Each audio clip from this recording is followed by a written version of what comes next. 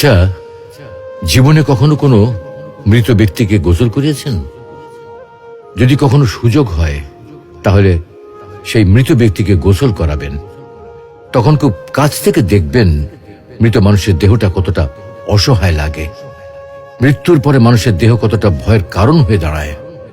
সুযোগ পেলে রাতে লাশটা পাহারা দেবেন, তখন বুঝতে পারবেন প্রিয় মানুষটার লাশ রাতের বেলায় আপনার কাছে কতটা অদ্ভুত লাগে, কতটা ভয়ের কারণ হয়ে ওঠে, কতটা আতঙ্কের কারণ হয়ে যায়।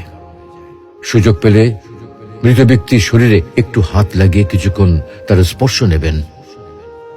আপনি তখন উপলব্ধির সুযোগ পাবেন এই পৃথিবীতে বিশাল প্রভা প্রতিপত্তি মৃত্যুর পরে কতটা নির্যাতনের রূপ নেয়।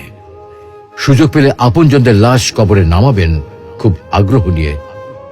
শেষবারের মতো মৃতদেহের মুখটি একবার দেখার চেষ্টা করবেন এবং বারবার উপলব্ধি করার চেষ্টা করবেন এই মৃতদের সাথে অনন্তকালের যাত্রার পথে এটাই আপনার জীবনের শেষ দেখা।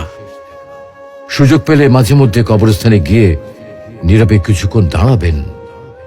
এরপর মনে মনে চিন্তা করবেন জীবনের লাভ ক্ষতির হিসাব।